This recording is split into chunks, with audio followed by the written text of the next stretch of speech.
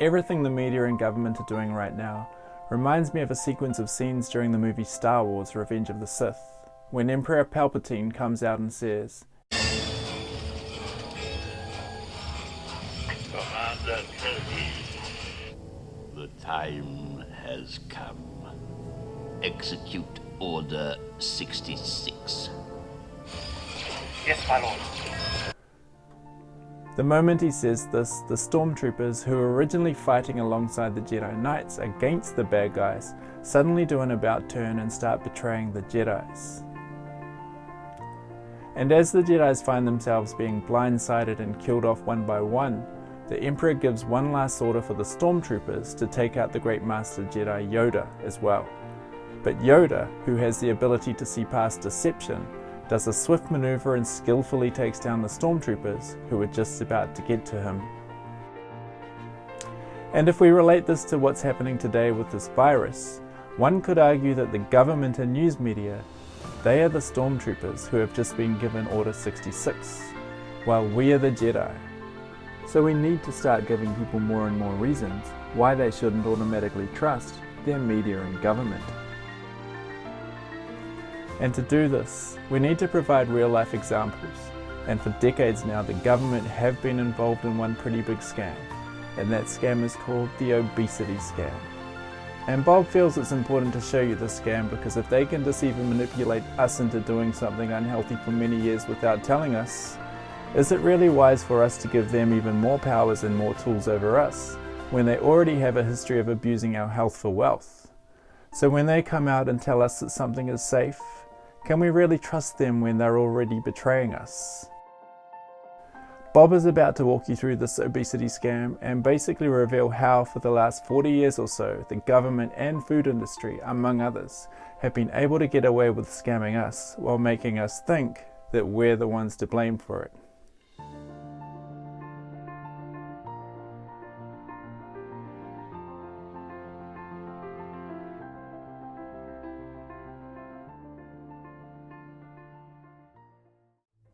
If you know anyone in New Zealand struggling with junk food, please share with them this information because there's something else to blame that they may not be aware of. Because here's the thing, our food environments suck, and I'm about to tell you why. Most supermarkets have their fruit and vegetables at the front of the store, but this is just a message telling our brains that, hey, you've come to a safe place and we sell real food, you can trust us. But as soon as you get past the vegetables, you'll see a Coca-Cola stand, then the bakery, muffins, cakes, pies and all that kind of stuff. Then you'll see some scorched almonds at the end of the aisle, and you carry on only to see potato chips, Powerade, Just Juice, peanut slabs, Snickers bars, pick and mix, cookie time, popcorn, Nutri-Grain, muesli bars, flavoured yogurt, flavoured milk, toffee pops, shortbread, macaroni, cheezels, frozen pasta, white bread, ice cream, and a whole lot of other junk food hitting you from left and right. And I'm not saying you can't eat this stuff sometimes, but the way we're exposed to it each and every day, that is a problem.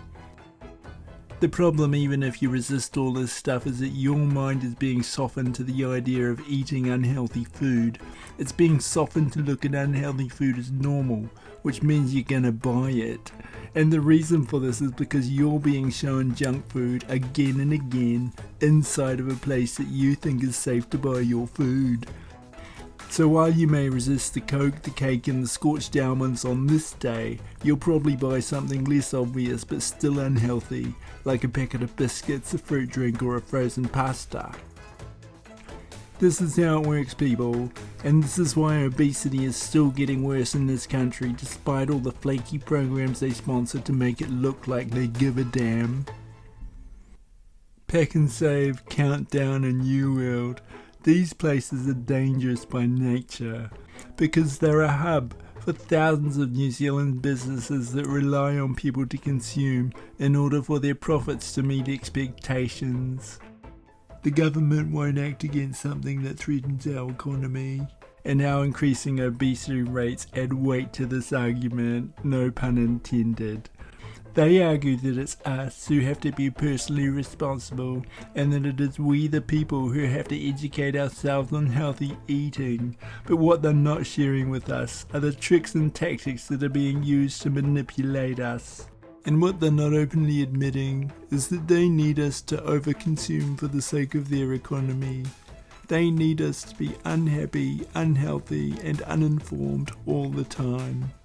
Otherwise, a whole lot of money-making opportunities will disappear. And I'm not saying there aren't any well-intentioned politicians or that all public officials are useless. I'm saying that they all work in a system that relies on money moving round, and that is directly why obesity and addiction keeps on getting worse. It's messed up if you think about it, and the fact that we go to school for 12 or 13 years and are still not aware of how we're being screwed over. It tells you something drastic about our education system. Think about that for a second. While stress, anxiety, income, education and our upbringing can lead us to junk food attachment, a bad food environment will keep us there even when we want to quit. So the next time you go into a supermarket, have a look around and count how many times you see junk food on display. Then consider how that affects the way you see junk food and your desire for it on a daily basis. The solution is to force our food authorities in New Zealand to make our food environments healthy ones and to open more space for community fruit and vegetable gardens in every town and district. This will reduce the powers of current food distributors who are placing profit over our protection and overcharging us for healthy food that can and should be much more accessible to everyone. When the experts tell us that obesity will be even worse by the year 2030, what they're openly confessing is that either A, they don't know how to solve the problem, or that B, they do know how to solve the problem but won't do anything to solve it. The question is, how much longer are we going to listen to experts and officials in whose interest it is to keep things as they are, while telling us that things won't be getting better anytime soon? Because that right there, folks, is your clue as to what they're going to deliver into the future. Seriously, New Zealand, we can do better.